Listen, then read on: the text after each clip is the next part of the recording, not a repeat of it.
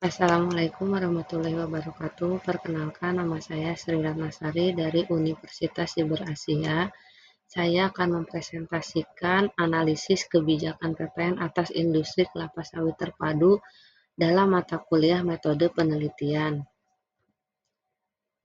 Untuk bab pertama yaitu pendahuluan. Latar belakangnya, Indonesia merupakan negara tropis dengan potensi besar di sektor perkebunan.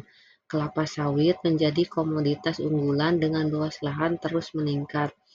57% industri sawit dikelola secara terpadu atau integrated, sisanya oleh petani rakyat. Pemerintah dorong industri sawit terpadu lewat Perpres nomor 28 tahun 2008.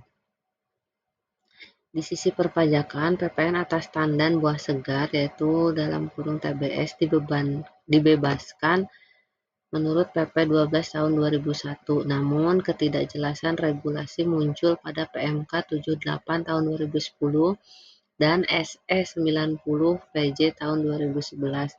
Pengusaha sawit terpadu bingung soal pengkreditan PPN masukan atas TBS tersebut. Kemudian timbul dispute antara pelaku usaha dan pemerintah. Rumusan masalahnya yaitu yang pertama, apakah PMK 78 PMK.03 tahun 2010 sesuai dengan teori PPN tipe consumption? Apakah SE 90 PJ tahun 2011 mencerminkan asas netralitas PPN? Yang ketiga, apa implikasi dari kebijakan-kebijakan PPN tersebut bagi industri sawit terpadu? Tujuan penelitiannya yaitu yang pertama, menganalisis kebijakan PPN atas sawit terpadu dalam konteks teori dan asas PPN. Yang kedua, mengkaji dampak dan ketidaksesuaian peraturan terhadap prinsip PPN yang berlaku. Yang ketiga, menyusun implikasi praktis dari kebijakan fiskal sektor sawit terhadap pelaku usaha. Batasan dan sistematika. Batasannya fokus analisis pada PMK 78 PMK.03 tahun 2010 dan SE 90 PJ tahun 2011. Untuk sistematika penulisannya, bab pertama yaitu pendahuluan, bab kedua landasan teori, bab ketiga metode penelitian. Lanjut ke bab 2 yaitu landasan teori. Pengertian kebijakan publik menurut Anderson yaitu keputusan publik untuk menyelesaikan masalah, sedangkan menurut Day mencerminkan prioritas dan nilai pemerintah. Kebijakan fiskal menurut Musgrave, Tanzi, dan Ji, alat pengendali ekonomi melalui pajak. Kebijakan pajak merupakan instrumen regulasi dan distribusi keadilan. Pajak pertambahan nilai (PPN) adalah pajak yang dikenakan atas setiap pertambahan nilai dari barang atau jasa dalam peredaran dari produsen ke konsumen, diatur dalam Undang-Undang Nomor 42 Tahun 2009. PPN merupakan pajak tidak langsung karena dipungut oleh pihak lain atau pengusaha kena pajak dan dibayar oleh konsumen akhir. Cirinya yaitu objektif, tidak langsung, multilevel. Penyerahan BKP sebagai objek pajak. Metode hitungnya PPN terutang sama dengan PPN keluaran dikurangi PPN masukan.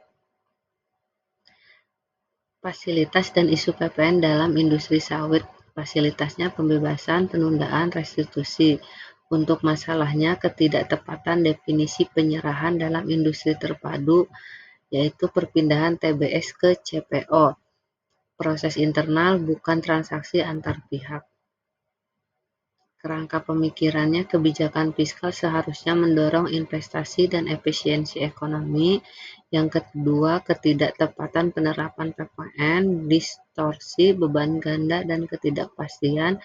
Yang ketiga, perlu evaluasi kesesuaian antar tujuan kebijakan fiskal dan implementasinya. Bab 3, kita akan lanjut ke metode penelitian. Pendekatan penelitiannya kualitatif, metode deskriptif analisis. Tujuannya memahami kebijakan PPN atas industri kelapa sawit terpadu, mengkaji teori dan pelaksanaan di lapangan.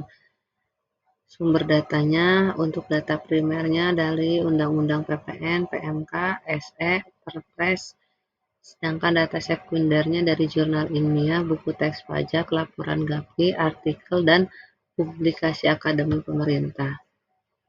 Teknik pengumpulan data, studi dokumentasi, regulasi, dan literatur, penelusuran jurnal dari Google Scholar, BPS, Kemenku, dan dari DJP.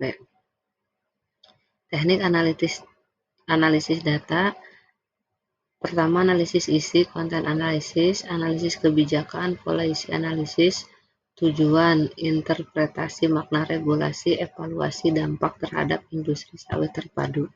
Sekian presentasi dari saya, kurang lebihnya mohon maaf. Wabillahi taufiq wal hidayah. Wassalamualaikum warahmatullahi wabarakatuh.